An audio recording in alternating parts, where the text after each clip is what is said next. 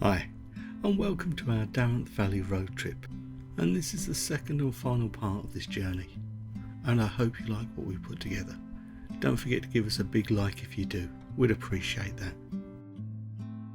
So just to recap, we're in the southeast of the UK, in the county of Kent, and this 17-mile journey starts at junction 3 of the M25, and in part 1 we visited the villages of Farningham and Eynsford, and we pick up from there, heading on to the villages of Otford, Shoreham, before taking a loop round to Lullingstone, and then returning to the start of this journey at junction 3 of the M25. So without further ado, let's continue this journey. And we're continuing south on the eastern side of the Darent Valley, heading along the A225.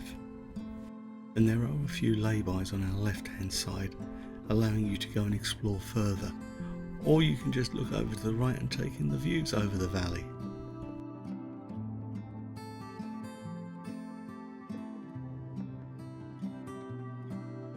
This should be quite a nice route for cyclists, albeit a little busy on this stretch of the route, and the great thing is we're shadowing a railway line.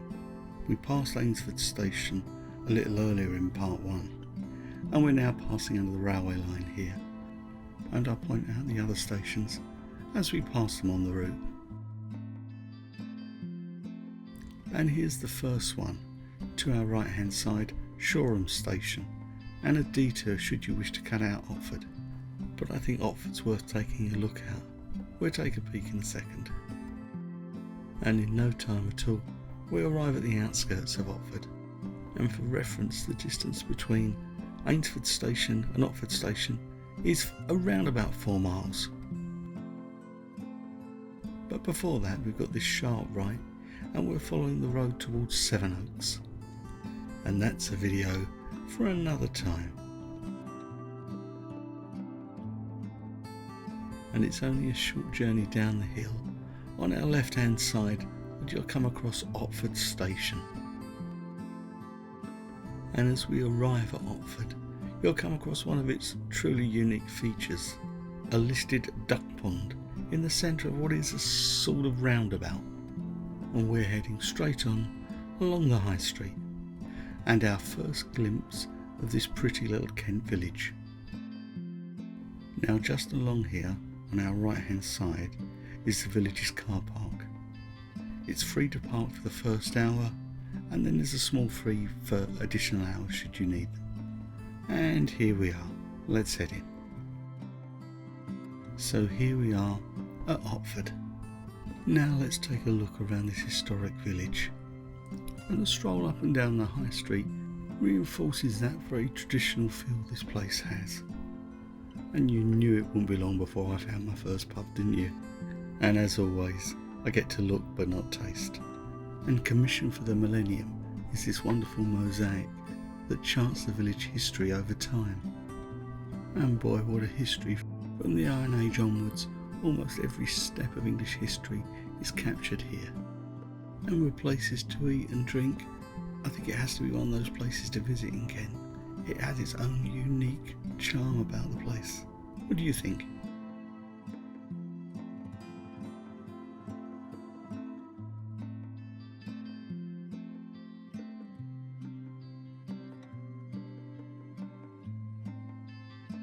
And what do you think of the listed village pond in the centre of a roundabout? It makes it a challenge to get to, you know.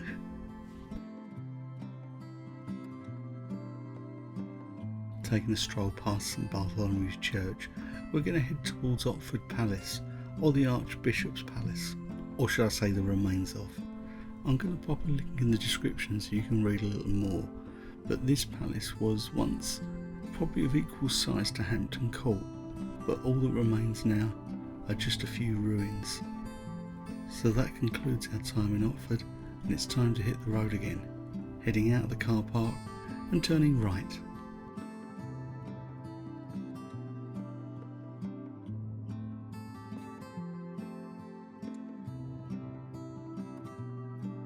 The journey out of the village will give us a chance to look at some more of the architecture and old houses and on our left hand side we've got Picmoss, a late 16th century half timbered building.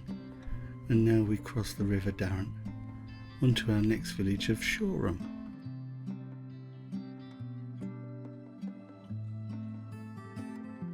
And now we're going to get a little bit more rural. We're taking this road off to our right, and things are going to get a little narrow from here on. If you happen to be driving a big vehicle like a motorhome, then it's probably worthwhile taking the next right rather than this turning. But I'll let you be the judge of that.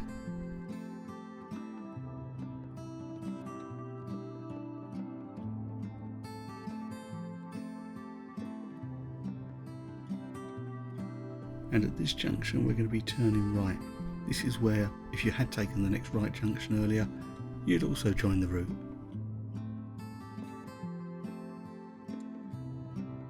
Now we're heading north, up the western side of the Darent Valley, and this is why I love exploring Kent. And it's only a couple of miles before you reach our next destination of Shoreham. And great news, it's got a free car park on our right hand side. So let's go and explore Shoreham then. And doesn't it just look picture postcard perfect? To me there's something quintessentially English about the place. Now, according to Shoreham's wiki page, this was the most bombed village in the UK during the Second World War. But I find that hard to believe because there's still so many beautiful buildings about. Shoreham also has another little surprise. It's home to the Shoreham Aircraft Museum, and I'll drop a link in the description below. And Shoreham is one of those places that does seem to be caught in a little bit of a time warp, but we love it for that.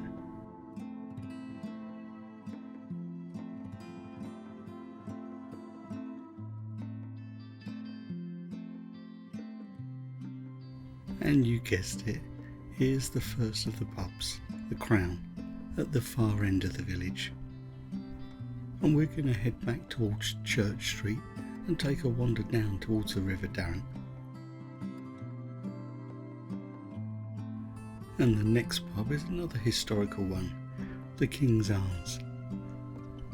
And we now reach the River Darent. In the opposite direction is the War Memorial, but there were children playing around it, so we decided not to capture it. Instead, we decided to head up the hill towards the village church, and just 5 minutes further up the road you'll find Shoreham Station. This is St Peter and St Paul's Church, whose history dates back to Norman times. However, it has some newer sections needed after some bomb damage during the Second World War. And that concludes our look at Shoreham. It's time to get back on the road and head out of the village.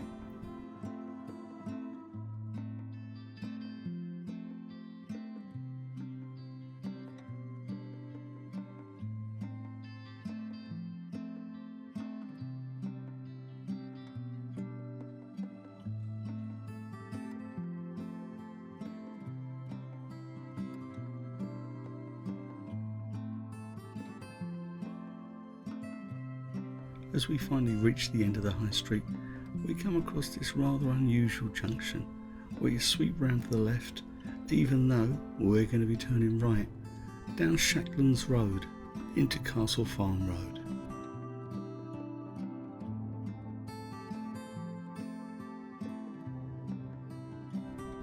I love this little mini English road trip. You need to keep your eyes open because of the high hedges and make a note of where the passing places are should you need to give way. At the end of the road we're going to be turning right, and this is probably one of the best views that we're going to get of the Darent Valley.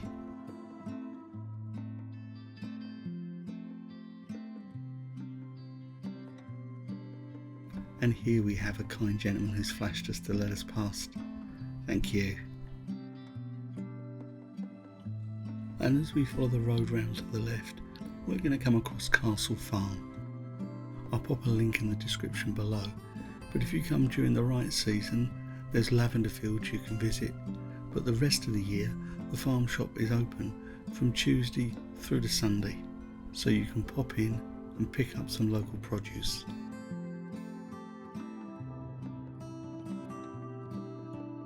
Another attraction close by, if you want to discover the countryside, is Lullingstone Country Park. There's a car park to our left hand side and there is a small fee, hence some people decide to park in some strange places. We're going to be rejoining our route from earlier and heading back towards Eynsford, which you may remember from part 1 of this journey. If you didn't catch that, I'll pop up a link at the very end of this video. The reason I'm taking you back this way towards Lullingstone, our next destination, is there's a few more attractions you can pick up on this route. And here we are, back on the outskirts of Eynsford again, and once again passing under that railway line.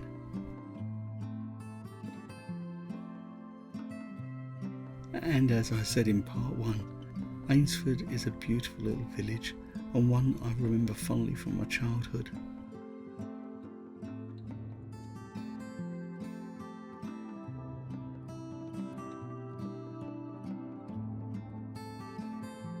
And now I get to choose Ford or bridge. Ford or bridge?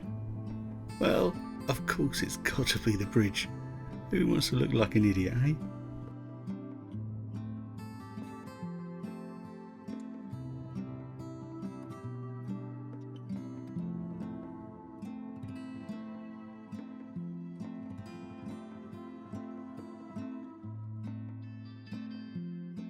And as we head out of Eynsford, we follow the road along Lullingstone Lane.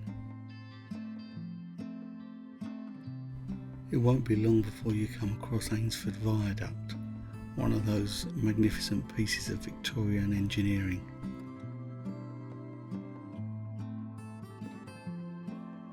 And not long after we pass through the viaduct, on our right hand side is the Eagle Heights Wildlife Foundation. Once again, I'll pop a link in the description so you can find out more about what's on offer.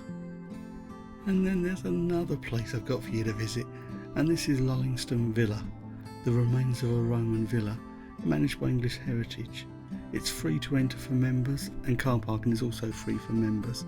Once again, I'll drop a link in the description. And as we make our way along this bumpy road, enjoying the views as we go, we come to the final attraction of the day, which is Lullingstone Castle, a 15th century castle and magnificent gardens. Now the sad truth is, we've just run out of time, so maybe one for another day. But to help you decide if this is for you and something you wish to add to your itinerary for your Kent road trip, I'll pop another link in the description. Boy, this description is going to be full. And to some of you this may seem familiar. Well, you might have seen the TV series Save Lullingstone Castle and the follow-up series Return to Lullingstone Castle, filmed in 2006 and 2007. As I said, we need to return, but for now we need to head back along the same road and back out towards Eynsford.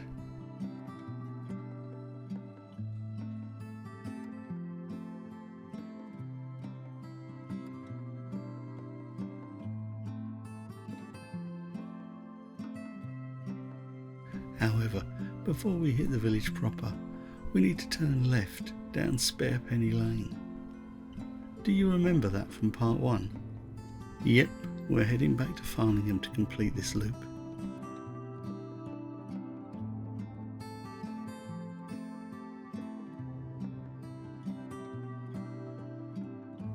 And at the end of Spare Penny Lane, we're turning left up London Road.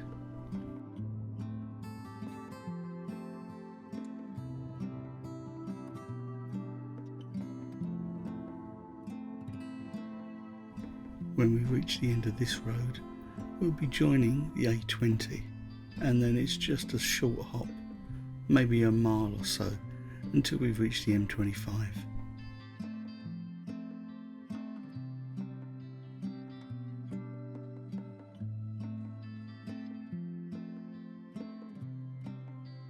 So So that brings this mini English road trip to a close. Which direction are you going to be heading?